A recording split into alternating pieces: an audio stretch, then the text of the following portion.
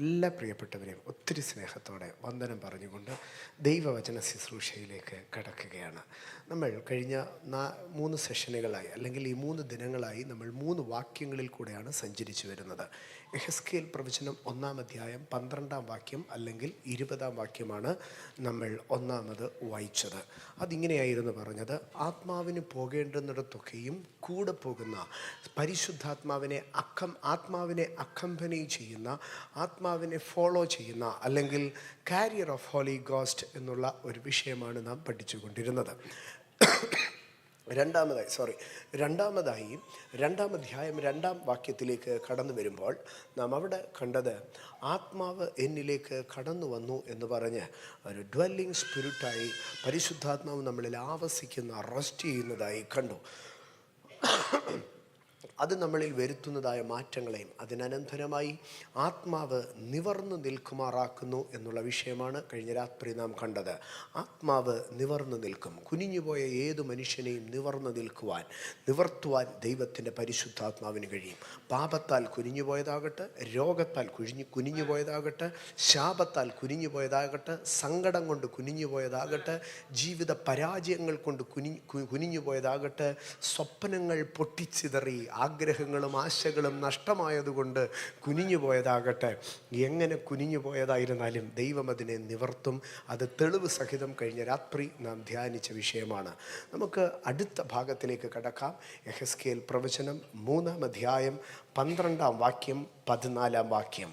യെഹെസ്കേൽ പ്രവചനം 3-ാം അധ്യായം 12-ാം വാക്യം ആരംഭത്തിൽ വായിക്കുന്നു: അപ്പോൾ ആത്മാവ് എന്നെ എടുത്തു.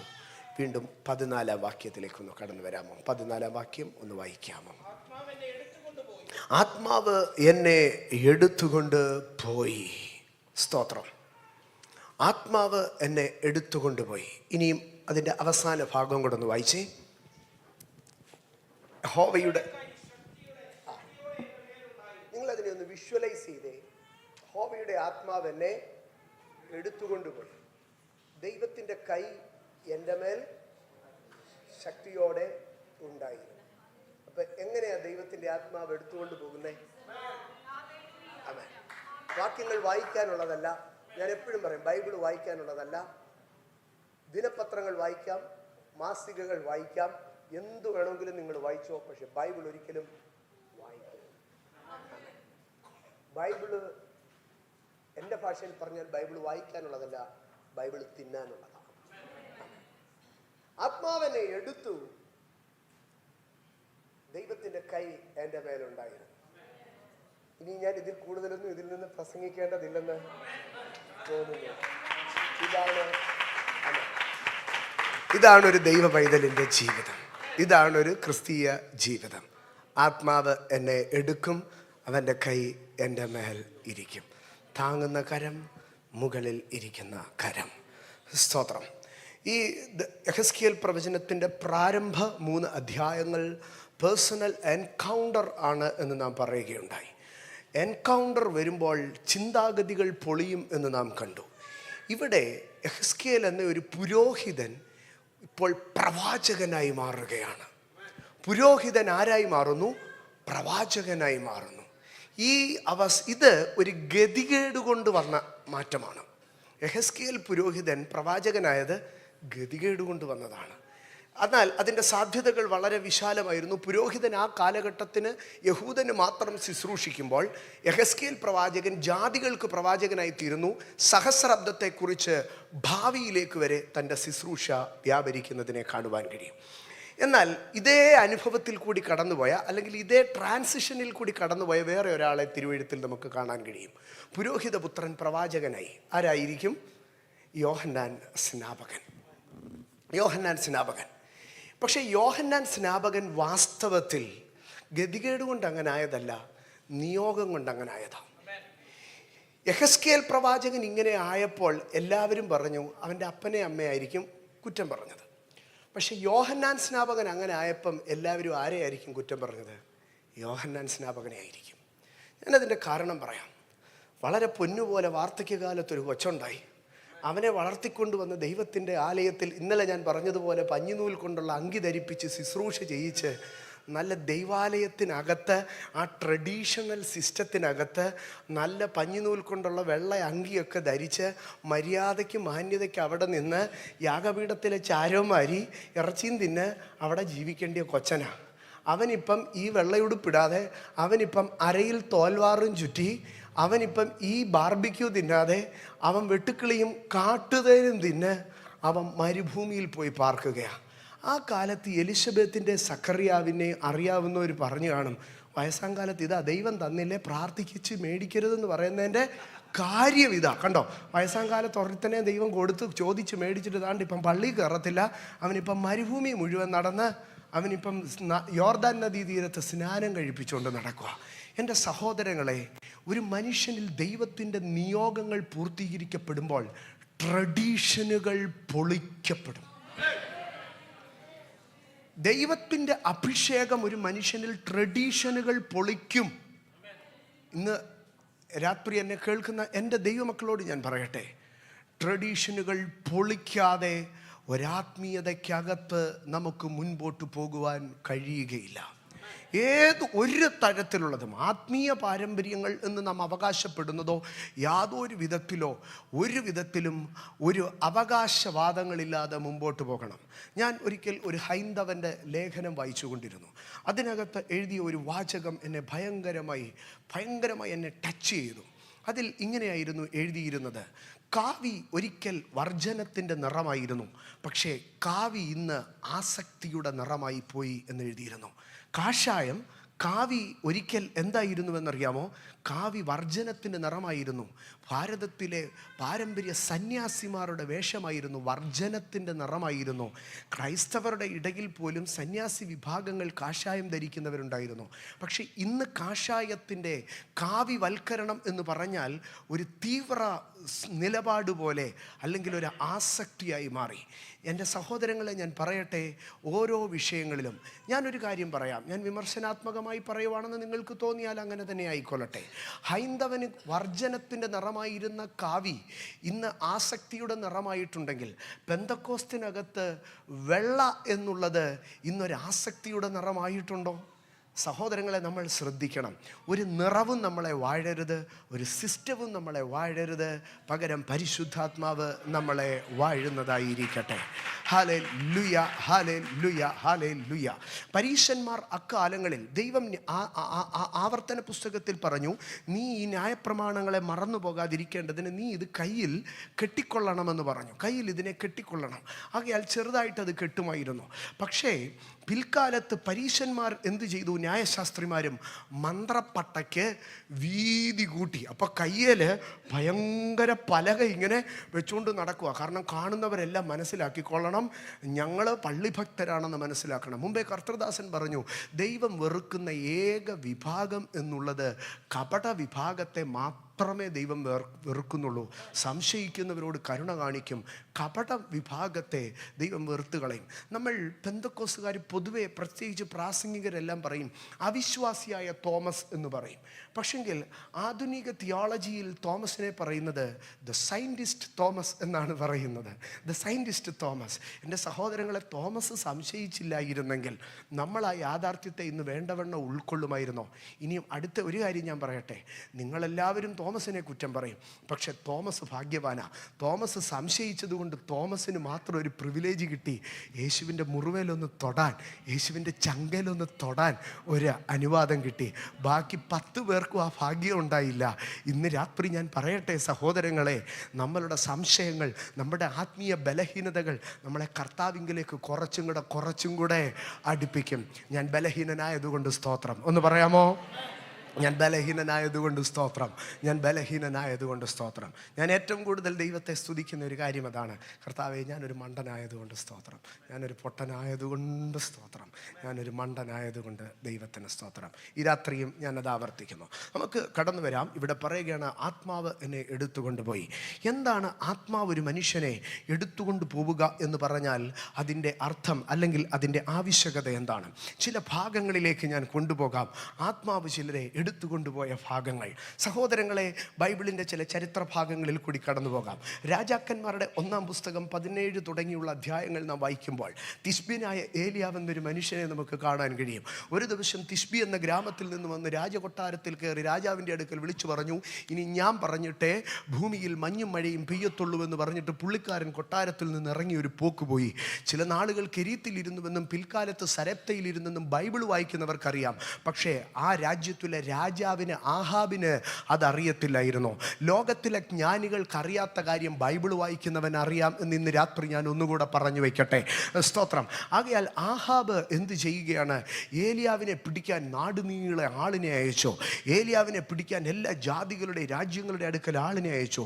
അവിടെയൊക്കെ ചെന്നിട്ട് അവർ പറഞ്ഞു, ഇവിടെങ്ങും ഏലിയാവില്ല. എന്നാൽ ഏലിയാവില്ലെന്ന് പറഞ്ഞ് പോരുന്നില്ല. സത്യം പറ, സത്യം ചെയ്, ഏലിയാവില്ലെന്ന് എൻ്റെ അടുത്ത് സത്യം ചെയ്. അങ്ങനെ ഏലിയാവില്ലെന്ന് സത്യം ചെയ്യിച്ചു. ഇങ്ങനെ 3.5 വർഷം കഴിഞ്ഞപ്പം ദൈവം ഏലിയാവിൻ്റെ അടുക്കൽ പറഞ്ഞു, ഏലിയാ, നീ എഴുന്നേറ്റ് ആഹാബിൻ്റെ കൊട്ടാരത്തിൽ ചെന്ന് ഞാൻ ഇവിടെ തന്നെ ഉണ്ടെന്ന് പറഞ്ഞ് മഴ പെയ്യിക്കാം, നീ കർമ്മേലിൽ വാ എന്ന് പറയാൻ പറഞ്ഞു. ഇങ്ങനെ ഏലിയാവ് ആഹാബിനെ കാണുവാൻ വേണ്ടി പോകുമ്പോൾ ആഹാബിൻ്റെ ഗ്രഹത്തിലെ ഗവർണറായിരിക്കുന്ന ഒബദ്യ എന്ന് പറയുന്ന ഒരു മനുഷ്യനെ കണ്ടു.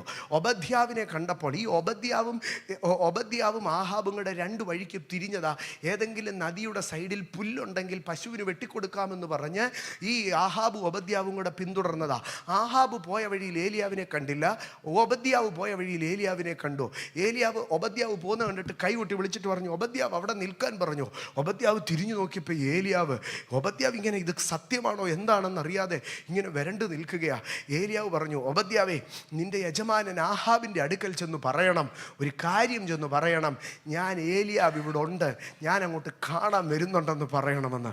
ഒബദ്യാവ് ഏലിയാവിൻ്റെ അടുക്കൽ പറഞ്ഞു, എൻ്റെ പൊന്ന് സാറേ, ഞാനൊരു പാവപ്പെട്ടവനാണ്. ഇസബേൽ കൊന്ന കാലത്തൊക്കെ ഞാൻ 100-50 പ്രവാചകന്മാരെ വിളിച്ച് ഒളിച്ച് താമസിപ്പിച്ചവനാണ്. ഞാൻ നിങ്ങൾ ചിന്തിക്കുന്ന പോലെ ദോഷക്കാരനല്ല, അതുകൊണ്ട് എനിക്കിട്ട് പണി തരരുത്. എന്താ? ഏലിയാവ് ചോദിച്ചു, നീ പോയി പറ, എന്താ കുഴപ്പം? ഇല്ല, ഞാൻ ഏലിയാവെ നിന്നിലൊരു അഭിഷേകത്തെ കണ്ടിട്ടുണ്ട്, നിന്നിലൊരു ആത്മാവിനെ കണ്ടിട്ടുണ്ട്. ആ ആത്മാവ് നിന്നെ എടുത്തുകൊണ്ട് പോകുന്ന ആത്മാവാ. ചിലർ പറയും, ദാണ്ട് കെരീത്തി എന്നൊരു മനുഷ്യൻ അങ്ങോട്ട് നടന്നു പോകുന്നു, കെരീത്തി വെള്ളം കുടിക്കാൻ ഇരിക്കുന്നു, കാക്ക അവിടെ കൊണ്ടു കൊടുത്തെന്നൊക്കെ പറഞ്ഞു. ആൾക്കാർ അവിടെയൊക്കെ, രാജാവ് അവിടെ കാളയച്ചു. രാജാവിൻ്റെ ആൾക്കാർ അവിടെ വരുമ്പോഴത്തേക്ക് ഒരു കാര്യം സംഭവിക്കും. രാജാക്കന്മാരുടെ 1-ാം പുസ്തകം 18-ാം അധ്യായം 12-ാം വാക്യത്തിലേക്ക് വരുമ്പോൾ, രാജാക്കന്മാരുടെ 1-ാം പുസ്തകം 18-ാം അധ്യായം 12-ാം വാക്യം, ഞാൻ നിന്നെ പിരിഞ്ഞുപോയ ഉടനെ യഹോവയുടെ ആത്മാവ് നിന്നെ ഞാൻ അറിയാത്ത ഒരു സ്ഥലത്തേക്ക് എടുത്തുകൊണ്ടു പോകും. ഇന്ന് രാത്രികാലം അറിയണം സഹോദരങ്ങളെ, നീ ആത്മാവിനെ അനുഗമിക്കാൻ ഒരുക്കമാണെങ്കിൽ, നീ ആത്മാവിനോട് ചേർന്ന് നടക്കാൻ ഒരുക്കമാണെങ്കിൽ, നീ ആത്മാവിനൊരു ഇരിപ്പിടം കൊടുക്കാൻ ഒരുക്കമാണെങ്കിൽ, നീ ആത്മാവിനാൽ സഞ്ചരിക്കാൻ ഒരുക്കമാണെങ്കിൽ, പരിശുദ്ധാത്മാവ് നിന്നെ എടുത്തുകൊണ്ടുപോകുവാൻ ഒരുക്കമാണ്. എന്താണ് ആത്മാവ് എടുത്തുകൊണ്ടുപോകുന്നതിൻ്റെ അർത്ഥം? നിന്നെ പിടിക്കാൻ ലോകരാഷ്ട്രങ്ങൾ, രാജാക്കന്മാർ, ദേശാധിപതികൾ നിന്നെ പിടിക്കാൻ വരുമ്പോൾ, നിന്റെ ശുശ്രൂഷയെ പിടിക്കാൻ വരുമ്പോൾ, നിന്റെ തലമുറയെ പിടിക്കാൻ വരുമ്പോൾ, നിന്റെ കുഞ്ഞുങ്ങളെ പിടിക്കാൻ വരുമ്പോൾ, നിന്റെ ബിസിനസ്സിനെ പിടിക്കാൻ വരുമ്പോൾ, നിന്റെ ക്യാരക്ടറിനെ പിടിക്കാൻ വരുമ്പോൾ, നിന്റെ പ്രൊഫഷനെ പിടിക്കാൻ വരുമ്പോൾ, ഈ ആത്മാവ് കണ്ടുകൊണ്ടിരിക്കത്തില്ല. ഓർത്തുകൊള്ളണമേ, ഈ ഒരു ദർശനം ഓർത്തുകൊള്ളണം. ആത്മാവ് അങ്ങ് എടുക്കും, എന്നിട്ട് യഹോവയുടെ കൈ അതിനെ മറയ്ക്കും, എന്നിട്ട് ആത്മാവ് എടുത്തുകൊണ്ടുപോകുക. ഇന്ന് രാത്രി അഭിഷക്ത ദൈവജനത്തോട് ഞാൻ പറയുകയാണ്, നിന്നെ വേട്ടയാടുന്ന, നിന്നെ ചേസ് ചെയ്യുന്ന, നിന്നെ പിന്തുടരുന്ന, നിന്നെ സെർച്ച് ചെയ്യുന്ന ഒരു അന്ധകാര ശക്തിക്ക് നിന്നെ തൊടാൻ കഴിയത്തില്ല. കാരണം അഭിഷക്തന്മാരെ എടുത്തുകൊണ്ടുപോകുന്ന ഒരാത്മാവ് ഇന്ന് രാത്രികാലം വചനം കേൾക്കുന്ന ദൈവ പൈതൽ, നിന്നെ വേട്ടയാടുന്ന, നിന്നെ ചേസ് ചെയ്യുന്ന ദുർശക്തികളെ നോക്കിയിട്ട് പറ, പിശാചേ, നിനക്കെന്നെ തൊടാൻ കഴിയത്തില്ല. പാതാളമേ, നിനക്കെന്നെ തൊടാൻ കഴിയത്തില്ല. അന്ധകാരമേ, നിനക്കെന്നെ തൊടാൻ കഴിയത്തില്ല. പരിഹാസമേ, നിനക്കെന്നെ തൊടാൻ കഴിയത്തില്ല. ദുരാത്മാവേ, നിനക്കെന്നെ തൊടാൻ കഴിയത്തില്ല. Untouched. ഇന്ന് രാത്രി ദൈവജനത്തിന് എതിരായി നിൽക്കുന്ന സകല ഭൂത പ്രേത പിശാചുക്കൾക്ക് നിന്നെ തൊടാൻ കഴിയാത്ത ഒരാത്മ മണ്ഡലത്തിലേക്ക് ദൈവം നിന്നെ എടുത്തുകൊണ്ട് പോവുകയാണ്. ഇന്ന് രാത്രി receive the power. ഇത് അഭിഷേകത്തിന്റെ ഒരു പ്രൊട്ടക്ഷൻ ഇതിനകത്ത് വെളിപ്പെട്ട് വരുന്നു. ഹോളി സ്പിരിറ്റ് അഭിഷേകം ചിലരെ ലിഫ്റ്റ് ചെയ്യുന്നു. ചില പൈശാചിക കരങ്ങൾ അകത്തുനിന്ന് പരിശുദ്ധാത്മാവ് നിന്നെ ലിഫ്റ്റ് ചെയ്യുന്നു. Holy Spirit, Holy Spirit, Holy Spirit. പരിശുദ്ധാത്മാവ് നിന്നെ ലിഫ്റ്റ് ചെയ്യുന്നു. ശത്രു നിന്നെ തൊടാൻ പറ്റത്തില്ല. ഓ ശബ പ്രഭ പ്രഭ പ്രഭ പ്രഭ പ്രവാലി ഉടാലമതര ശക പ്രവാനിയ. ബാധ നിന്റെ കൂടാരത്തിന് അടുക്കയില്ല.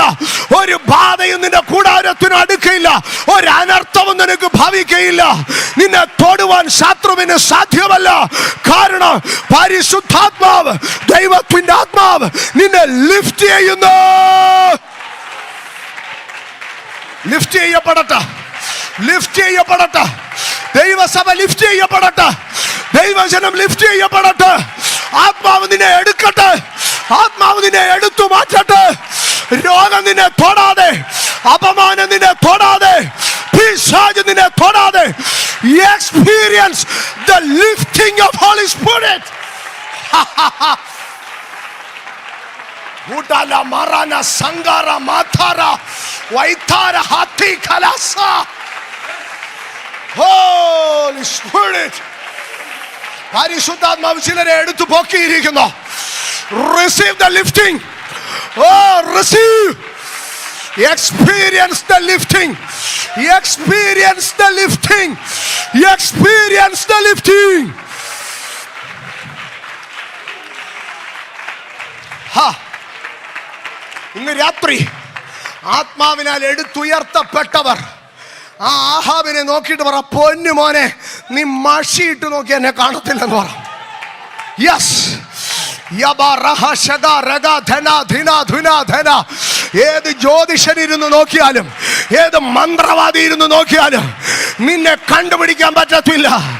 Holy Spirit, Holy Spirit, നീ യേശുവിന്റെ ഉള്ളം കരങ്ങളിലാ. നീ ദൈവത്തിന്റെ ഉള്ളം കരങ്ങളിലാ. Oh, hidden, hidden in the arms of the Lord. Holy Spirit. ആത്മാവ് ഏലിയാവിനെ എടുത്തുകൊണ്ടുപോയി. ആഹാബിന് തൊടാൻ കിട്ടത്തില്ല. അല്ല, ഞാൻ പറഞ്ഞത് തെറ്റിപ്പോയി. ആഹാബിന് കാണാൻ കിട്ടത്തില്ല. ആഹാബിന് കാണാൻ കിട്ടത്തില്ല. ഇന്ന് രാത്രി നിനക്കെതിരെ നിൽക്കുന്ന ആഹാബിയ ശക്തി, അത് ദേശത്തിന്റെ ആധിപത്യമാകട്ടെ, അത് പാപമാകട്ടെ, അത് മിസ്രൈമ്യ പാപമാകട്ടെ, അത് ഏത് ശാപമാകട്ടെ, അത് ഏത് വെല്ലുവിളിയാകട്ടെ, അവന് നിന്നെ തൊടാനല്ല, അവന് നിന്നെ കാണാൻ കിട്ടത്തില്ലെന്നേ. യേശുവിന്റെ നാമത്തിൽ ഞാൻ ജയമെടുക്കുന്നു. ഹോളി സ്പിരിറ്റ്, ഇന്ന് രാത്രി തിരിച്ചറിയണം ദൈവ പൈതലേ. ഇന്ന് രാത്രി വെളിപ്പാടിനകത്ത് നിൽക്കുന്ന ദൈവ പൈതലേ. Experience the lifting of holy spirit. Hallelujah. 12-ാം വാക്യത്തിൽ യെഹെസ്കേൽ 3:12 എന്താണ് പറയുന്നതെന്ന് അറിയാമോ? അവിടെ പറയുന്നത് ആത്മാവ് എടുത്തു എന്നാണ്, ലിഫ്റ്റ് ചെയ്തെന്നാണ് പറയുന്നത്. പക്ഷെ 14-ാം വാക്യത്തിലേക്ക് വരുമ്പോൾ ലിഫ്റ്റ് ചെയ്തെന്നല്ല പറയുന്നത്, ഷിഫ്റ്റ് ചെയ്തെന്നാണ് പറയുന്നത്. 12-ാം വാക്യത്തിൽ എടുത്തു എന്ന് പറഞ്ഞു, 14-ാം വാക്യത്തിൽ എടുത്തുകൊണ്ട് പോയി. ഇന്ന് രാത്രി ഞാൻ പറയട്ടെ, ദൈവത്തിൻ്റെ ആത്മാവിന് നിന്നെ ലിഫ്റ്റ് ചെയ്യാനും കഴിയും, നിന്നെ ഷിഫ്റ്റ് ചെയ്യാനും കഴിയും.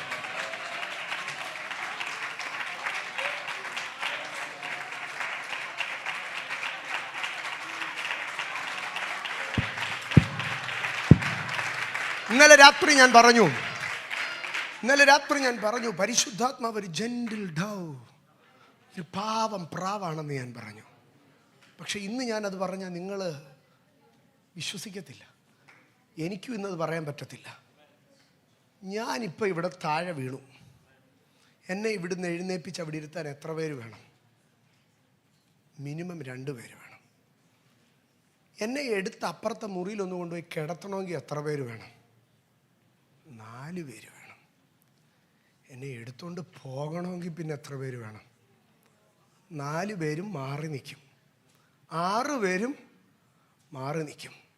കാരണം എടുത്തുകൊണ്ട് പോകാൻ 10 പേര് കൂടിയാലും നടക്കത്തില്ല. ഇന്ന് രാത്രി പരിശുദ്ധാത്മാവിൻ്റെ വലിപ്പത്തെ തിരിച്ചറിയണം. യെസ്, പരിശുദ്ധാത്മാവ് പോക്കറ്റ് ഇട്ടുകൊണ്ട് നടക്കാൻ പറ്റുന്നതല്ലെന്നേ. പരിശുദ്ധാത്മാവ് നിന്നെ ഇങ്ങനെ കൂടടങ്ങ് എടുത്തോണ്ട് പോകാൻ പറ്റുന്നതാണെന്ന്. ആമേൻ, ആമേൻ. പരിശുദ്ധാത്മാവിന്റെ ലിഫ്റ്റിംഗ് പവർ ഒന്ന് തിരിച്ചറിഞ്ഞോട്ടെ. ഞാൻ ചോദിക്കട്ടെ, നിങ്ങളെന്തിനാ ഈ ഭാരം ചുമ്മിക്കൊണ്ട് കിടക്കുന്നേ? നിങ്ങളെ തന്നെ എടുത്തോണ്ട് പോകാൻ പരിശുദ്ധാത്മാവ് നിൽക്കുമ്പോഴാണ് പിന്നെ നിങ്ങൾ നിങ്ങളുടെ ഈ 2.5 കിലോ ഭാരം എടുത്ത് തല വെച്ചോണ്ടിരിക്കുന്നത്.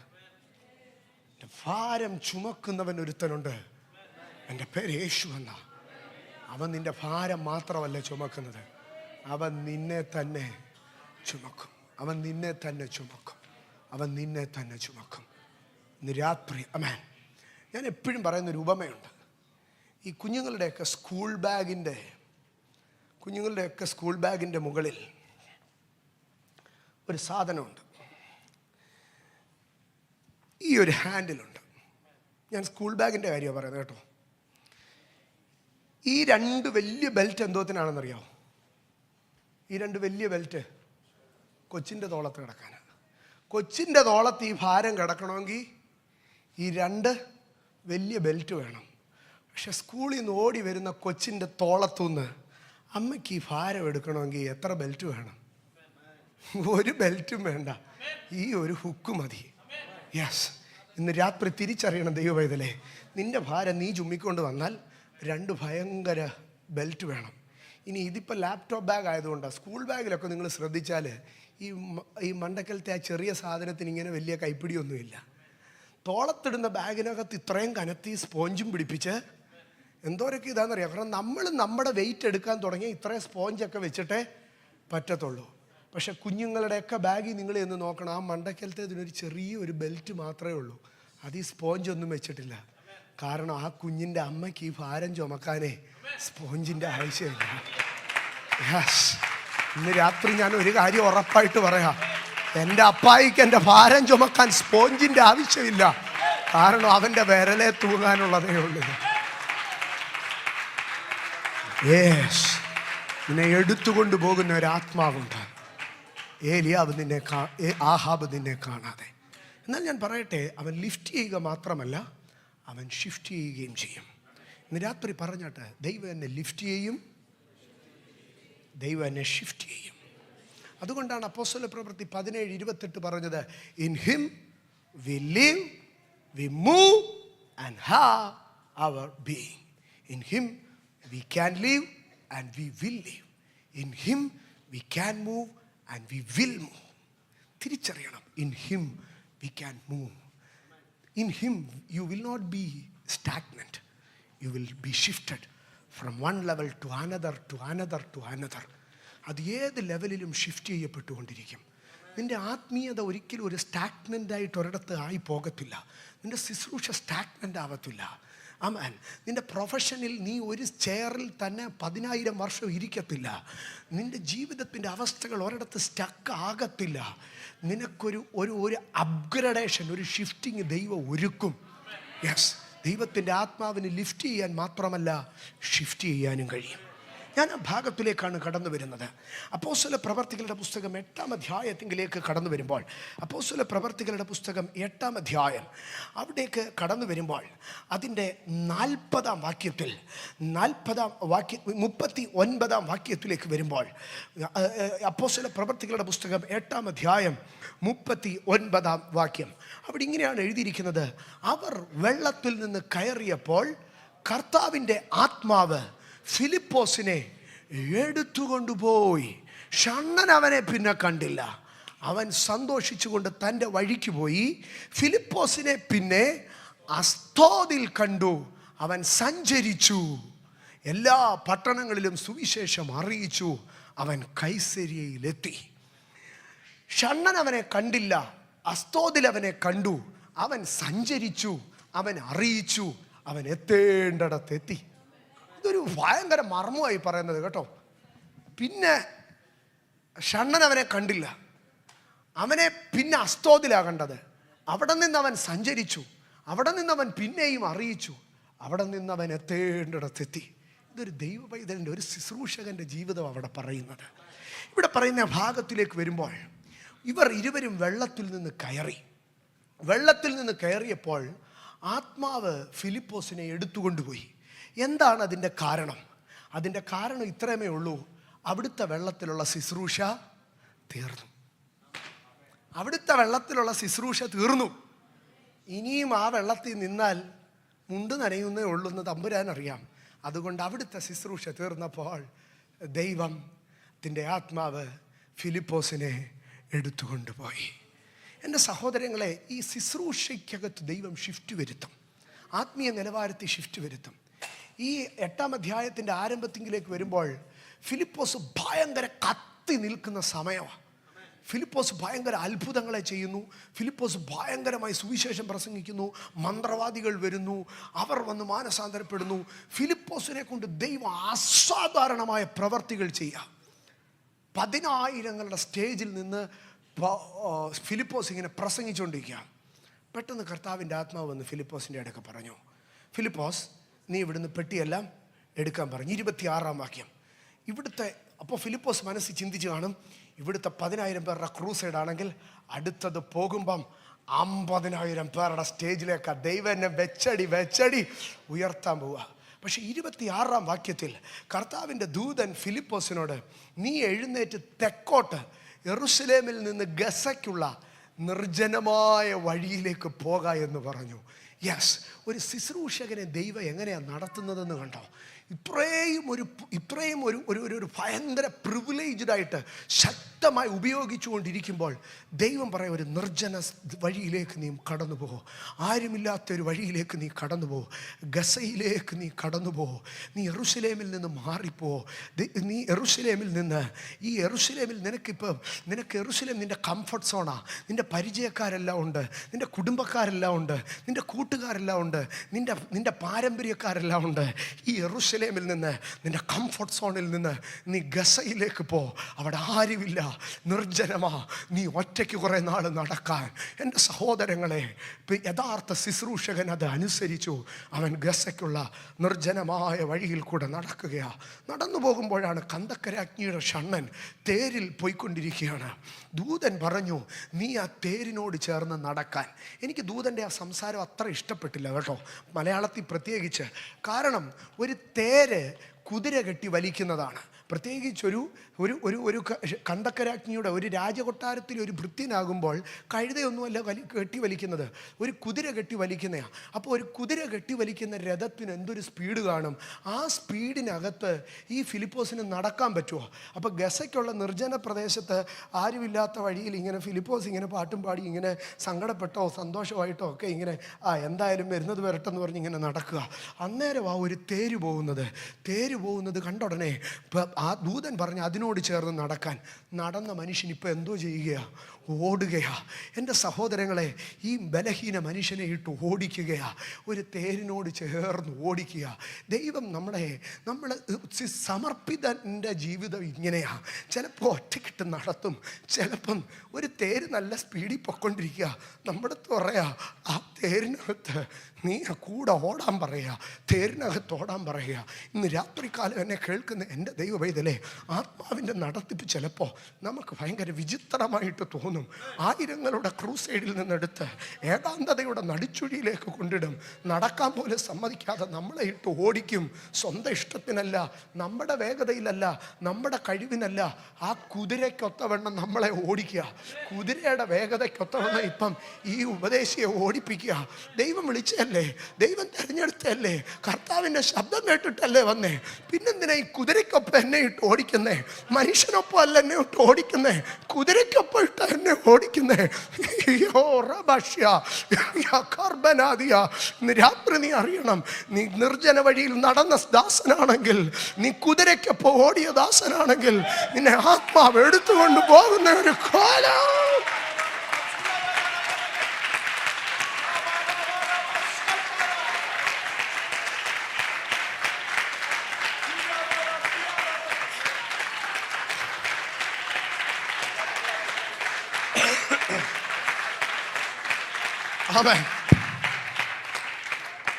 അടുത്ത ഭാഗം എന്താണെന്നറിയാം? നടന്നവനെ ഓടിച്ചു, ഇപ്പോൾ ഓടിച്ചവനെ ഇപ്പോൾ എന്തോ ചെയ്തെന്നറിയാമോ? അടുത്ത ഭാഗം അതിൻ്റെ 31-ാം വാക്യത്തിലേക്ക് വരുമ്പോൾ ഫിലിപ്പോസ് കയറി തന്നോടുകൂടെ ഇരിക്കണമെന്ന് അപേക്ഷിച്ചു. നടന്നവനെ ഓടിയവനെ ഇപ്പം എന്തോ ചെയ്തു? ഇരുത്തി. ശുശ്രൂഷയിൽ ഇരുത്തുന്ന ദിവസങ്ങൾക്കും സ്തോത്രം, ഇരുത്തുന്ന ദിവസങ്ങൾക്കും സ്തോത്രം. പക്ഷെ ഒരു കാര്യം ഞാൻ പറയാം, നാഗൽ സാഹിബ് പറഞ്ഞതുപോലെ ഫിലിപ്പോസ് ഓടാതെ ഇരിക്കുമ്പോഴും ഫിലിപ്പോസിൻ്റെ രഥത്തിൻ്റെ ചക്രം എന്ത് ചെയ്തുകൊണ്ടിരിക്കുക? ഒരു വെള്ളത്തിനരികത്തേക്ക് മൂവ് ചെയ്തുകൊണ്ടിരിക്കുക, ഒരു ഭയങ്കര ശുശ്രൂഷയിലേക്ക് മൂവ് ചെയ്തുകൊണ്ടിരിക്കുക. ആമേൻ.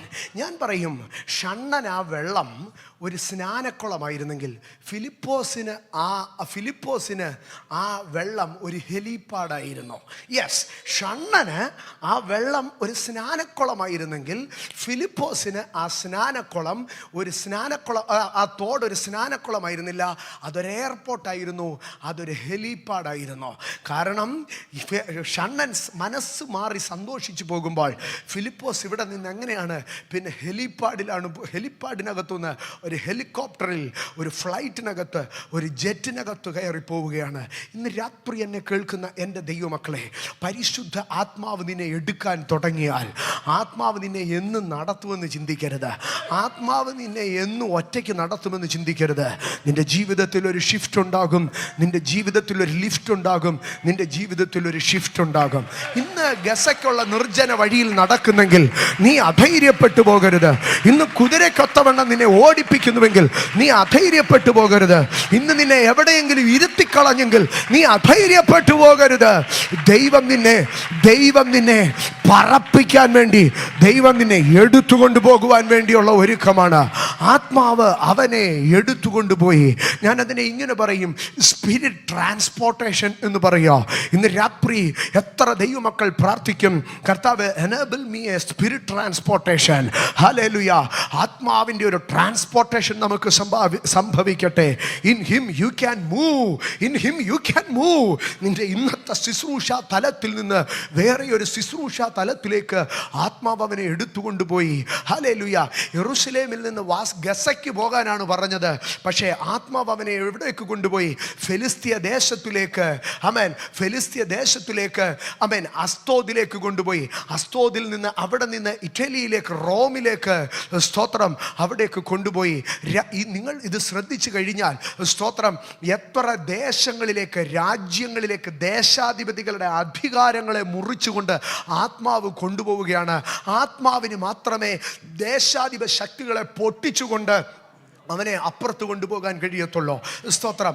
ആത്മാവ് ഒരു മനുഷ്യനെ എടുത്തു കഴിഞ്ഞാൽ അവൻ്റെ ശുശ്രൂഷയുടെ തലം മാറും. അത് രാജ്യം മാത്രമല്ല മാറുന്നത്, അവൻ്റെ ലെവല് മാറും. ഹഗായിയുടെ പുസ്തകം 2-ാം അധ്യായം 23-ാം വാക്യത്തിൽ അതുകൊണ്ടാണ് പറയുന്നത്, ഞാൻ തെരഞ്ഞെടുത്ത എൻ്റെ ദാസനായി ശയൽത്തിയേലിൻ്റെ മകനായ സെരൂബാബേലേ, ഞാൻ നിന്നെ എടുക്കും. ഞാൻ നിന്നെ എടുത്തു കഴിഞ്ഞാൽ എന്ത് സംഭവിക്കും? നീ പിന്നെ സാധാരണക്കാരനായി ഇരിക്കത്തില്ല, നീ എൻ്റെ മുദ്രമോതിരമായി മാറ്റപ്പെടുക. ഇന്ന് രാത്രി എന്നെ കേൾക്കുന്ന ദൈവ പൈതലേ, സെരൂബാബേലിൻ്റെ മുമ്പിൽ മഹാപർവ്വതങ്ങൾ നിന്ന് വെല്ലുവിളിക്കുകയായിരുന്നു. സെരൂബാബേൽ ആ സമയത്ത് ആരായിരുന്നെന്നറിയാമോ? സെരൂബാബേൽ ഒരു പണിക്കാരനായിരുന്നു. സെരൂബാബേലിൻ്റെ അടുക്കൽ പറയുന്നത്, നീ യഹോവയുടെ ആലയത്തിൻ്റെ ആണിക്കല്ല് കയറ്റുമെന്നാണ് പറയുന്നത്. അപ്പോൾ അദ്ദേഹം ഒരു ആർക്കിടെക്ട്, ഒരു എഞ്ചിനീയർ, ഒരു ആശാരി, എന്തെങ്കിലും ഒരു പണിക്കാരനാകട്ടെ, അദ്ദേഹം ഒരു പണിക്കാരനായിട്ടാണ് നിൽക്കുന്നത്. പക്ഷേ ഇപ്പോൾ ഹഗായിയുടെ ദൂത് സെരൂബാബേലിനോട് പറയുകയാണ്, നിന്റെ പണിയുടെ തലം മാറിയിട്ട് നിന്റെ ശുശ്രൂഷ ഞാൻ അധികാരത്തിൻ്റെ തലത്തിലേക്ക് മാറ്റാൻ പോവുകയാണ്. ഇന്ന് രാത്രി എത്ര ദൈവമക്കൾ ശുശ്രൂഷയുടെ ഷിഫ്റ്റിനെ വിശ്വസിക്കുന്നു? ആത്മാവെന്നും നിന്നെ ഒരു ശുശ്രൂഷയ്ക്കകത്ത് നിർത്തത്തില്ല. ആമേൻ. സെഖറിയ പ്രവചനത്തിൽ സെരൂബാബേൽ ഒരു പണിക്കാരനാ. ആമേൻ. പക്ഷേ ഹഗായിയുടെ പ്രവചനത്തിലേക്ക് വരുമ്പോൾ സെരൂബാബേൽ ഷിഫ്റ്റ് ചെയ്യപ്പെടുക. സെരൂബാബേൽ ഒരു മുദ്രമോതിരമായി, ഒരു അധികാരമായി മാറ്റപ്പെടുകയാണ്.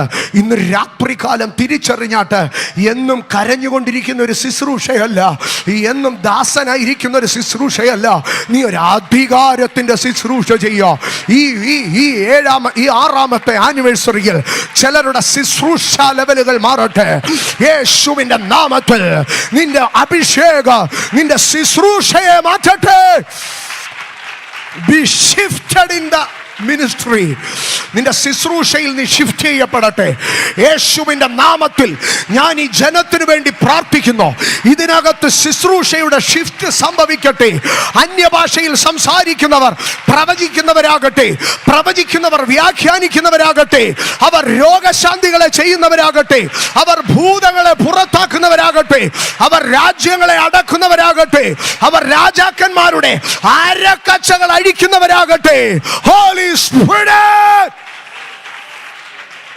Ramba laga diga nagasi ruke manasi aidala thene sama rago nagasi യേശുവിന്റെ നാമത്തിൽ ഇന്നലകളിൽ ചെയ്യാത്ത ഒരു ശുശ്രൂഷയ്ക്കായി ആ പരിശുദ്ധാത്മാവിനെ ഷിഫ്റ്റ് ചെയ്യുന്നുവെന്ന് അറിയുന്നവർ സ്തോത്രം പറഞ്ഞാട്ട്.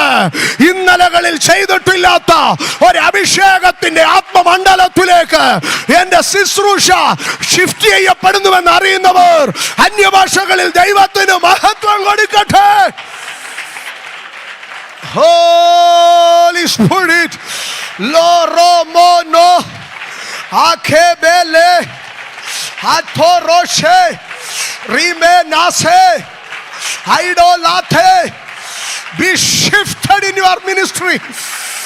പരിശുദ്ധാത്മാവിനോട് കൃപതോൻ നിന്റെ ശുശ്രൂഷ തലത്തിൽ നിന്നെ എടുത്തുകൊണ്ടുപോകുന്നു. നിന്റെ സ്ഥലം മാറും, നിന്റെ റലം മാറും, നിന്റെ ലെവല് മാറും, നിന്റെ ഭാഷ മാറും, നിന്റെ കണ്ടീഷൻ മാറും, നിന്റെ സ്റ്റൈല് മാറും.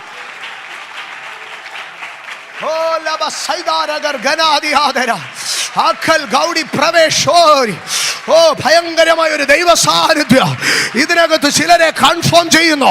പരിശുദ്ധാത്മാവ് ചിലരെ കൺഫേം ചെയ്യുന്നു. Holy spirit confirmation, holy spirit confirmation. നിന്റെ പ്രാർത്ഥനാ തലം മാറുകയോ, നിന്റെ കൃപാവരം മാറുകയോ, നിന്റെ ശുശ്രൂഷ മാറുകയോ. യേശുവിൻ നാമത്തിൽ, യേശുവിൻ നാമത്തിൽ ശുശ്രൂഷ ഷിഫ്റ്റ് ആകട്ടെ. അപ്പാ ഉല്ലമാ രഗദ ഗഡഗ ദിഗഡഗ ദനഗ ദനന്തരം ശബം റൂബാ സേറോ റിബേലാ സേറോ വൈ ഹേറോ ബ്രൗ ഷാറാറാറാറാ.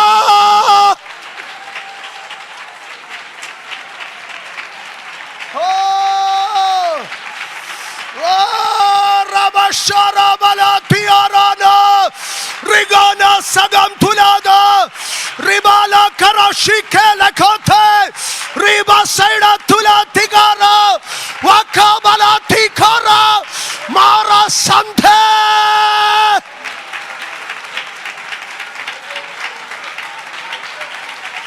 ആടിനെ മേയ്ക്കുന്നവനെ രാജാവാക്കിയതുപോലെ ഫയർ.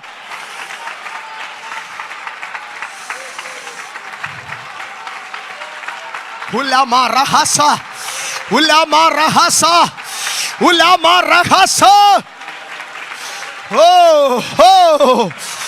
പരിശുദ്ധാത്മാവ് കൺഫേം ചെയ്യുന്നു, പരിശുദ്ധാത്മാവ് കൺഫേം ചെയ്യുന്നു. ആരാധനയിൽ കർത്തൃദാസൻ പറഞ്ഞില്ലേ, പരിശുദ്ധാത്മാവ് കൺഫർമേഷൻ എന്ന്. അതിപ്പോ സംഭവിക്കുന്നു, അത് സംഭവിക്കുന്നു.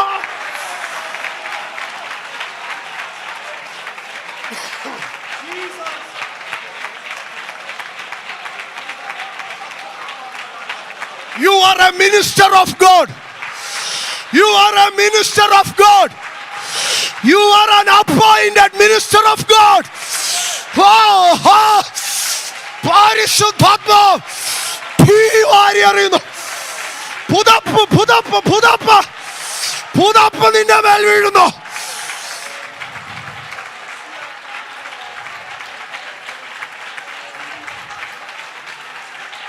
പുതപ്പ് വീഴുന്നു നിന്റെ മേൽ, പുതപ്പ് വീഴുന്നു, പുതപ്പ് വീഴുന്നു. ശുശ്രൂഷയുടെ തലം മാറുന്നു. ഹോളി ഹോളി ഹോളി ആരാ രേഖാ ശാഖാ ലാഖാ രേഖാ ശാഖാ ലാഖാ ലാഖാ ലാഖാ ലാഖാ ലാഖാ ലാഖാ രാഥ. Releasing the anointing. Amen. Amen. You are an appointed minister of God. You are an appointed minister of God. You are an appointed minister of God. പരിശുദ്ധാത്മാവ് വ്യക്തമായി നിന്നോട് പറയുന്നു, നീ ദൈവത്തിന്റെ നിയോഗിക്കപ്പെട്ട അഭിഷക്തനാണ്. നിന്റെ ശുശ്രൂഷയുടെ തലം മാറും. ആത്മാവ് നിന്നെ എടുത്തുകൊണ്ടു പോകും. നീ ഭയപ്പെടരുത്. നിന്നെ എടുത്തുകൊണ്ടു പോകുമ്പോൾ ഇങ്ങനെ എടുത്തുകൊണ്ട് പോകുന്നേ. നിന്നെ എടുത്തുകൊണ്ട് പോകുമ്പോ ഇങ്ങനെ എടുത്തുകൊണ്ട് പോകുന്നേ. You are safe. You are safe in your ministry. You are safe in your ministry.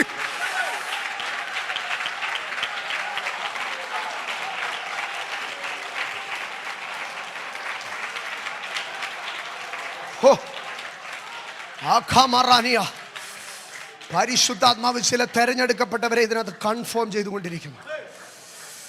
ഞാൻ ഉറപ്പായി വിശ്വസിക്കുന്നു, വർഷിപ്പ് ചെയ്തുകൊണ്ടിരിക്കുമ്പോൾ കർത്തൃദാസന്റെ വായിൽ നിന്ന്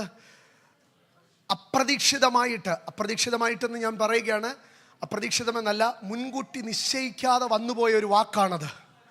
പരിശുദ്ധാത്മാവാണ് കൺഫർമേഷൻ എന്ന്. അതൊരു പ്രൊഫസി ആയിരുന്നു. ഇതിനകത്ത് ചിലർ പറയുക, ഇതിനകത്ത് ആരോ പറയാ, കർത്താവേ ഞാൻ വേല ചെയ്യാം, പക്ഷേ എനിക്കിങ്ങനെ ഒരു അടയാളം തരണമെന്ന്. യെസ്, ഇന്ന് രാത്രി പരിശുദ്ധാത്മാവ് ആ വ്യക്തിയോട് ആരാധനാ സമയം തുടങ്ങി ഇടപെടുകയാണ്. കർത്താവ് നിന്നോട് വ്യക്തമായിട്ട് പറഞ്ഞു, അതിനെ ഒന്നുകൂടെ റിപ്പീറ്റ് ചെയ്ത് നിന്റെ തലമണ്ടയ്ക്കകത്തേക്ക് കുത്തിക്കേറ്റാൻ പരിശുദ്ധാത്മാവ് പറയുന്നു. Holy Spirit is your confirmation. No more a prophet.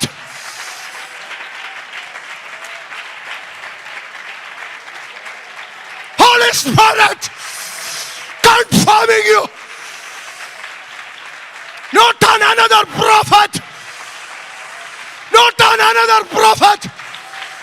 Holy Spirit himself.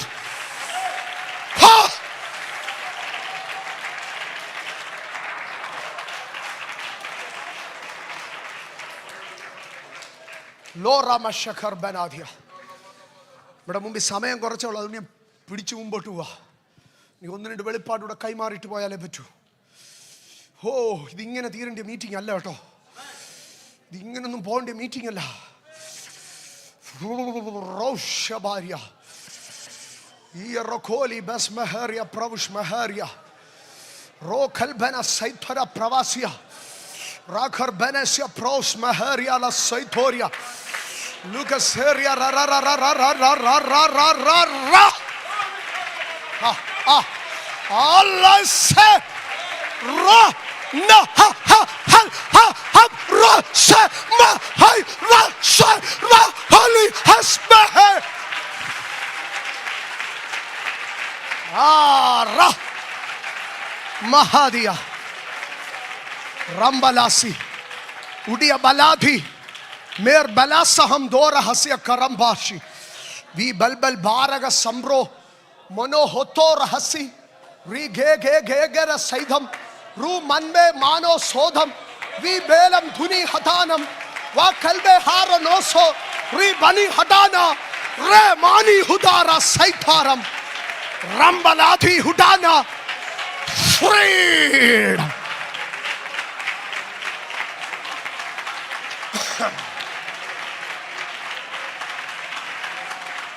Amen. Amen. Amen.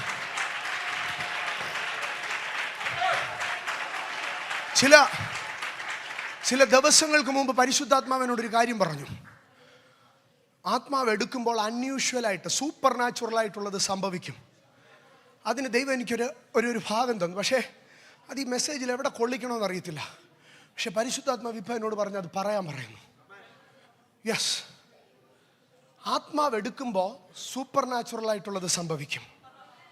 ഒരു കാറ്റ് വീശിയാൽ ഈ തൂവാല എങ്ങോട്ട് പോകും? മേപ്പോട്ട് പോകും.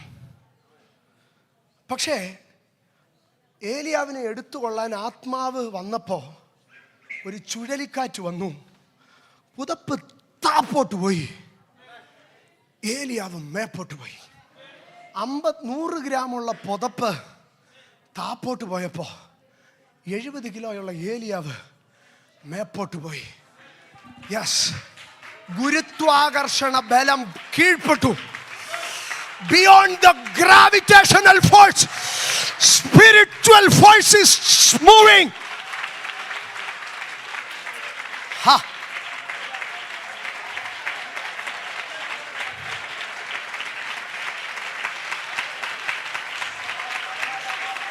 Ho. പോതപ്പ് പിടിച്ചോ, പോതപ്പ് പിടിച്ചോ, പോതപ്പ് പിടിച്ചോ, പോതപ്പ് പിടിച്ചോ, പോതപ്പ് പിടിച്ചോ.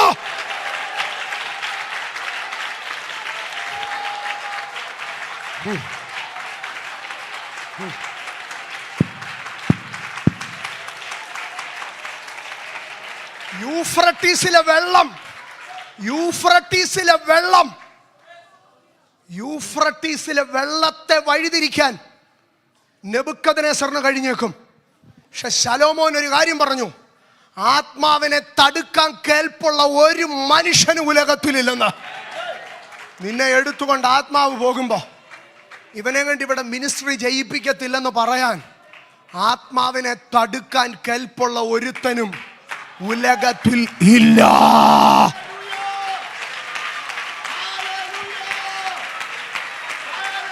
ആത്മാവിനെ തടുപ്പാൻ കേൾപ്പുള്ള ഒരുത്തനും ഉലകത്തിലില്ല. സഭാപ്രസംഗി 12, ആത്മാവിനെ തടുക്കാൻ അതിന്മേൽ അധികാരമുള്ള ഒരുത്തനുമില്ല. ജീസസ്. ആമേൻ. യെഹെസ്കേലിനെ ദൈവം എടുത്തു. 3-ാം അധ്യായം 12-14 വാക്യങ്ങളിലൊക്കെ യെഹെസ്കേലിനെ ദൈവം എടുത്തു. 17-ാം വാക്യത്തിൽ നമുക്ക് കാണാം യെഹെസ്കേലിനെ ദൈവം ഒരു കാവൽക്കാരനാക്കി. ഞാൻ ആ ഭാഗം വിടുകയാണ്, എനിക്ക് അടുത്ത ഭാഗത്തിലേക്ക് വരണം. യെഹെസ്കേലിനെ പ്രധാനമായും 3 ഭാഗങ്ങളിലാണ് കർത്താവ് എടുക്കുന്നത്. ഒന്ന്, 11-ാം അധ്യായത്തിൽ ഇസ്രായേലിൻ്റെ പാപം കാണിക്കുവാൻ വേണ്ടി ദൈവം കൊണ്ടുപോയി. 2, 3-ാം അധ്യായം 17-ാം വാക്യത്തിൽ അപ്പോയിൻ്റ് ചെയ്യാൻ വേണ്ടി ദൈവം എടുത്തു. എന്നാൽ അതിനേക്കാൾ മനോഹരമായിരിക്കുന്ന ഭാഗം 43:5-ലും 37-ലും നമുക്ക് കാണാൻ കഴിയും. ഞാൻ 37-ലേക്ക് നിങ്ങളെ കൊണ്ടുവരാം. ഒത്തിരി സുപരിചിതമായ ഭാഗം. യെഹെസ്കേൽ 37:1 ഒന്ന് വായിക്കാമോ? യെഹെസ്കേൽ 37:1. യഹോവയുടെ കൈ എൻ്റെ മേൽ വന്നു, യഹോവയുടെ ആത്മാവിൽ എന്നെ പുറപ്പെടുവിച്ച് താഴ്വരയുടെ നടുവിൽ കൊണ്ടു നിർത്തി. നടുവിൽ കൊണ്ടു നിർത്തി. ചുറ്റിനും നോക്കിയാൽ എന്തായിരുന്നു? ഇത് അസ്ഥി കഷണങ്ങൾ കൊണ്ട് നിറഞ്ഞിരുന്നു. നടുവിൽ കൊണ്ട് നിർത്തി. നമ്മൾ പലപ്പോഴും താഴ്വരയുടെ അറ്റത്ത് നിൽക്കുന്ന യെഹെസ്കേലിനെയാണ് ചിന്തിക്കാറുള്ളത്. താഴ്വരയുടെ നടുക്ക് കൊണ്ട് നിർത്തി. എന്നിട്ട് 2-ാം വാക്യത്തിൽ എന്താ ചെയ്യിക്കുന്നതെന്നറിയാമോ? അതിൻ്റെ നടുക്ക് കൊണ്ട് നിർത്തിയിട്ട് അതിൻ്റെ ഇടയിൽ കൂടെ, അസ്ഥി കഷണങ്ങളുടെ ഇടയിൽ കൂടെ ഈ മനുഷ്യനെ അസ്ഥികളുടെ ഇടയിൽ കൂടിയിട്ട് വട്ടം കറക്കാൻ തുടങ്ങി. അസ്ഥികളുടെ ഇടയിൽ കൂടിയിട്ട് വട്ടം കറക്കാൻ തുടങ്ങി. സുഖമാണോ? യെസ്. എന്നിട്ട് 3-ാം വാക്യത്തിൽ ദൈവം ചോദിക്കുക, യെഹെസ്കേലേ, നിനക്കെന്തുവാ തോന്നുന്നത്? ജീവിക്കുമോ? ഈ പുള്ളിക്കാരൻ ഇങ്ങനെ പറഞ്ഞു, ആർക്കറിയാം, ആർക്കറിയാം, എനിക്കറിയത്തില്ലെന്ന് ഒറ്റ വാക്കി പറയാതെ അങ്ങോട്ട് പറഞ്ഞു, കർത്താവേ അതൊക്കെ നിനക്കറിയാം, എനിക്ക് അറിയത്തില്ല. കണ്ടോ, അസ്ഥികളുടെ നടുക്ക്, അസ്ഥികളുടെ ഇടയിൽ, ഉത്തരമില്ലാത്ത അവസ്ഥയിൽ ആത്മാവ് എടുത്തോണ്ട് പോയതാ, ആത്മാവ് എടുത്തോണ്ട് പോയതാ. പക്ഷേ ഇതിൻ്റെ അടുത്ത വാക്യത്തിൽ എന്താ സംഭവിക്കുന്നതെന്നറിയാമോ? 4-ാം വാക്യത്തിൽ ദൈവത്തിൻ്റെ ആത്മാവ് അവനോട് പറയാ, യെഹെസ്കേലേ, ഇത്രയും നാൾ നീ ദർശനം കണ്ടതൊക്കെ അല്ലേ ഉള്ളൂ, ഇത്രയും നാൾ നീ സ്വപ്നം കണ്ടതൊക്കെ അല്ലേ ഉള്ളൂ, ഞാൻ നിനക്കൊരു പുതിയ മിനിസ്ട്രി തരുക. നീ പ്രവചിച്ചു തുടങ്ങ്, നീ പ്രവചിച്ചു തുടങ്ങ്. നീ അസ്ഥികളോട് പ്രവചിക്കുക, എന്നിട്ട് നീ കാറ്റിനോട് പ്രവചിക്കുക. അസ്ഥിയോട് പിന്നെയും പ്രവചിക്കാം, കാറ്റിനോട് പ്രവചിക്കാൻ എവിടെ നോക്കി പ്രവചിക്കണം? അതൊക്കെ പോട്ട് സഹോദരങ്ങളെ. ഞാനതിൻ്റെ പ്രധാന ഭാഗത്തിലേക്ക് വരിക. ഞാൻ ഒരു കാര്യം ചോദിക്കുക, ഈ അസ്ഥികൾ, ഇത്രയും അസ്ഥികൾ ഈ താഴ്വരയിൽ വന്നത് എങ്ങനെയാ? ചോദ്യം 1. 2, ഈ അസ്ഥികൾ ജീവൻ പ്രാപിക്കാനേ പറഞ്ഞുള്ളൂ.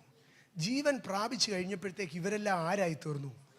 സൈന്യമായി. സൈന്യം എന്ന് പറഞ്ഞാൽ ഘടാഘടിയന്മാരാണ് സൈന്യമാവുമോ? അവരുടെ കയ്യിൽ വാളും കുന്തവും ആയുധങ്ങളും മുഴുവനും ഉണ്ട്. അതൊക്കെ എവിടെ നിന്ന് വന്നു? നമുക്ക് ആ പശ്ചാത്തലത്തിലേക്ക് വേഗത്തിൽ ഞാൻ തൊട്ടുപോകാം. മുൻപൊരു കാലത്ത് ഈ താഴ്വരയിൽ യുദ്ധത്തിന് വന്ന ഇസ്രായേലിൻ്റെ സൈന്യമാണ്. ഇവർ മുഴുവനും ഇവിടെ ശവങ്ങളായി, അസ്ഥികളായി. വൈ? എന്തുകൊണ്ട്? ഇവർ പരാജയപ്പെട്ടു. അങ്ങനെയെങ്കിൽ അസ്ഥികളുടെ താഴ്വരയിലേക്കല്ല യെഹെസ്കേൽ പോയത്, പരാജയത്തിൻ്റെ താഴ്വരയിലേക്ക്. ഒത്തിരി പേര് തോറ്റ താഴ്വരയിലേക്ക്, ഒത്തിരി പേർ നിഹതന്മാർ വീണ താഴ്വരയിലേക്ക്, ഒത്തിരി പേർ പരാജയപ്പെട്ട താഴ്വരയിലേക്ക്. ഈ അസ്ഥികളിലൊക്കെ ബന്ധമിട്ട് അസ്ഥികൾ വന്ന് കൂടിച്ചേർന്നെന്നാണ് പറഞ്ഞേ. എന്താ കാര്യം എന്നറിയാമോ? ഈ ചത്തവൻ്റെ മുകളിലേക്ക് രഥങ്ങളും കുതിരകളും കയറി പോവുകയാണ്. അപ്പോൾ ഈ ഇരുമ്പ് ഇത്രയുള്ള രഥങ്ങളുടെ ചക്രം കയറി ഇറങ്ങുമ്പോൾ ഈ ശരീരമെല്ലാം എന്തോ സംഭവിച്ചു, മുറിഞ്ഞ് അസ്ഥികളെല്ലാം ഒടിഞ്ഞ് ചിതറിപ്പോയി. പക്ഷെ ദൈവത്തിൻ്റെ ആത്മാവ് വന്നപ്പോൾ ഈ ശരീരങ്ങൾ മുഴുവൻ എഴുന്നേറ്റു. വർഷങ്ങൾക്ക് മുമ്പ് തുരുമ്പിച്ചു പോയ ഈ ആയുധങ്ങളും എന്തു ചെയ്തു? മിനുങ്ങി വന്നു. ഇവരാരും തുരുമ്പിച്ച വാളും പിടിച്ചുകൊണ്ട് നിന്നെന്നല്ല പറഞ്ഞത്, നല്ല മൂർച്ചയുള്ള ആയുധങ്ങളുമായി. യെഹെസ്കേലിനെ ആത്മാവ് എന്തിനാ അങ്ങോട്ട് വിട്ടതെന്നറിയാമോ? ചില തോറ്റുപോയവരെ ജയം പ്രാപിപ്പിക്കുവാൻ ആത്മാവ് കൊണ്ടുപോവുക, നിന്നെ കൊണ്ട് പ്രവചിപ്പിക്കാൻ. നീ പ്രവചിച്ചാൽ, നീ ശുശ്രൂഷിച്ചാൽ ചില പരാജയങ്ങളുടെ ചരിത്രം മാറും. You can rewrite history. ചില ചരിത്രങ്ങളെ തിരുത്തി എഴുതാൻ. സമയം കടന്ന് വേഗത്തിൽ നിർത്താം. ഒരൊറ്റ കാര്യം കൂടെ, ഏലിയാവിലേക്ക് മടങ്ങി വരാം. സ്തോത്രം. ഏലിയാവ് എടുത്തുകൊള്ളപ്പെട്ടു, എലീശ പുതപ്പെടുത്തു, തിരിച്ചു വന്നു, എരിഹോവിലെത്തി. എലീശ ഒറ്റയ്ക്ക. ഒരു കാര്യം ഞാൻ പറയാം കേട്ടോ, അഭിഷേകമുള്ളവൻ എപ്പോഴും ഒറ്റയ്ക്ക. കാട്ടിൽ ആനകൾ കൂട്ടം ചേർന്ന് നടക്കും, പന്നികൾ കൂട്ടമായിട്ട് നടക്കും, കുരങ്ങ് കൂട്ടമായിട്ട് നടക്കും. പക്ഷെ സിംഹം എപ്പോഴും ഒറ്റയ്ക്കേ നടക്കത്തുള്ളൂ. അഭിഷേകം നിന്നെ എപ്പോഴും ഒറ്റയ്ക്ക് നടത്തും. എലീശ ഒറ്റയ്ക്ക് വരികയാണ്. അപ്പുറത്ത് പ്രവാചക ശിഷ്യന്മാരുണ്ട്. ഞാൻ എപ്പോൾ ആ ഭാഗം വായിച്ചാലും ചിരിക്കും. ഇന്ന് വൈകിട്ട് ഞാൻ ആ ഭാഗം ഒന്നും കൂടെ വായിച്ചപ്പോൾ അന്നേരവും ചിരിച്ചു. രാജാക്കന്മാരുടെ 2-ാം പുസ്തകത്തിലേക്ക് കടന്നു വരുമ്പോൾ, 2-ാം അധ്യായം അതിൻ്റെ 16-ാം വാക്യത്തിലേക്ക് വരുമ്പോൾ, രാജാക്കന്മാരുടെ 2-ാം പുസ്തകം 2-ാം അധ്യായം 16-ാം വാക്യം. അവർ അവനോട്, അതിൻ്റെ 15-ാം വാക്യോടെ ഒന്ന് കാണിക്കും, എന്നാലേ അവരാരാന്നറിയത്തുള്ളൂ. 15-ാം വാക്യം. എരിഹോവിൽ അവനെതിരെ നിന്നിരുന്ന പ്രവാചക ശിഷ്യന്മാർ, ഇവരാരാ? പ്രവാചക ശിഷ്യന്മാർ അവനെ കണ്ടിട്ട് ഏലിയാവിൻ്റെ ആത്മാവ് എലീശയുടെ മേൽ അധിവസിക്കുന്നു എന്ന് പറഞ്ഞ് അവനെ എതിരേറ്റ് ചെന്ന് അവൻ്റെ മുമ്പിൽ സാഷ്ടാംഗം വീണു. അടുത്ത വാക്യം. അവർ അവനോട്, ഇതാ അടിയങ്ങളോടുകൂടെ 50 ബലശാലികളുണ്ട്. ആ വാക്യം മുഴുവനും വായിച്ചു കഴിയുമ്പോൾ നിങ്ങൾക്ക് ചിരി വരും. 50 ബലശാലികളുണ്ട്, പക്ഷേ തലയ്ക്കകത്ത് ഒന്നുമില്ല. 50 ബലശാലികൾ, ഞങ്ങളുടെ കൂടെ 50 കൊട്ടേഷനുണ്ട്, 50 ബലശാലികളുണ്ട്. എന്നിട്ട് പറയാ, അവർ ചെന്ന് നിൻ്റെ യജമാനനെ അന്വേഷിക്കട്ടെ. പക്ഷേ യഹോവയുടെ ആത്മാവ് അവനെ എടുത്ത് വല്ല മലയിലോ താഴ്വരയിലോ എങ്ങാനും ഇട്ടിട്ടുണ്ടായിരിക്കുമെന്ന് പറഞ്ഞു. എടാ മണ്ടന്മാരെ, ഇത്രയും നാളീ പ്രവാചകൻ്റെ കൂടെ നടന്നിട്ട് നീ എന്തുവാടാ പഠിച്ചത്? ആമേൻ. ഇപ്പം ഇവൻ പറയാ, യഹോവയുടെ ആത്മാവ് എടുത്ത് വല്ല മലയിലോ താഴ്വരയിലോ ഇട്ടിട്ടുണ്ടായിരിക്കുമെന്ന്. എലീശ പറഞ്ഞു, നിങ്ങൾ അയക്കരുത്. കാരണം എലീശയ്ക്കൊരു കാര്യം അറിയാമായിരുന്നു, ദൈവത്തിൻ്റെ ആത്മാവ് എടുത്തുകൊണ്ട് പോയാലേ വല്ല മലയിലും താഴ്വരയിലും ഇടത്തില്ല. എടുത്തുകൊണ്ട് പോയ ഈ ഏലിയാവിനെ പിന്നെ എവിടാ കണ്ടതെന്നറിയാവോ? തേജോമയനായ ക്രിസ്തുവിനോടുകൂടെ താബോർ മലയുടെ മുകൾ തട്ടിൽ യേശുവിനോടുകൂടെ കണ്ടു. ഞാൻ ഇനി വിവരിക്കേണ്ട ആവശ്യമില്ലെന്നറിയാം. ആത്മാവ് നിന്നെ എടുത്തുകൊണ്ട് പോയാൽ നിന്നെ വഴിയിലിട്ടിട്ട് പോകത്തില്ല.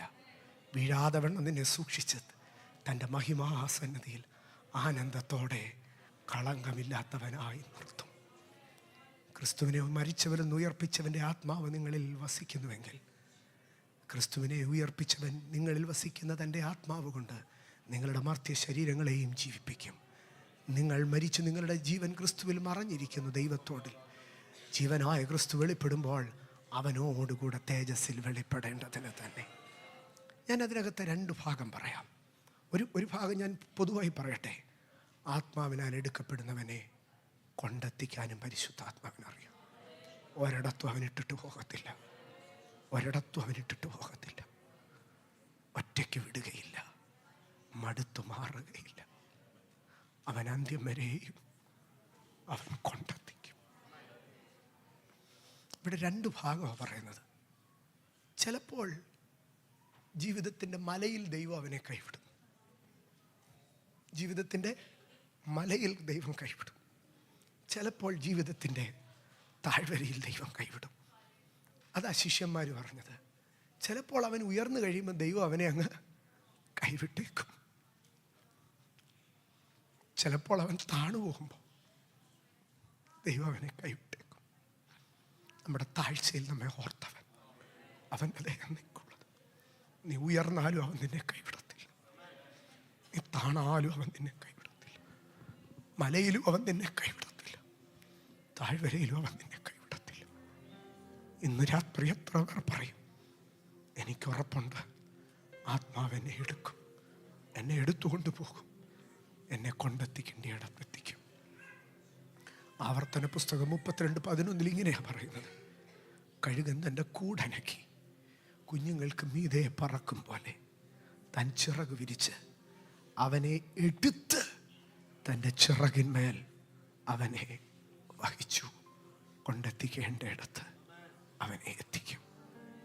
ഇന്ന് രാത്രി വിശ്വസിച്ചാട്ട് എന്നെ എടുക്കുന്ന ഒരു പരിശുദ്ധാത്മാവുണ്ട്. അവൻ എന്നെ ഒരു മലയിലും കൈവിടത്തില്ല, അവൻ എന്നെ ഒരു താഴ്വരയിലും കൈവിടത്തില്ല. ഒറ്റയ്ക്ക് വിടുകയില്ല, മടുത്തു മാറുകയില്ല. അന്ത്യം വരെയും അവൻ എന്നെ കൊണ്ടുപോകും. ഒരു നിമിഷം കണ്ണുകളെ അടച്ച് ചങ്കോട് കൈവച്ചൊന്ന് പറഞ്ഞ്, അവൻ ഒറ്റയ്ക്ക് എന്നെ വിടത്തില്ല, മടുത്തു മാറത്തില്ല. അന്ത്യം വരെയും അവൻ എന്നെ കൊണ്ടുപോകും. അവൻ ഒറ്റയ്ക്ക് വിടത്തില്ല എന്നെ, അവൻ എന്നെ മടുത്തു മാറത്തില്ല.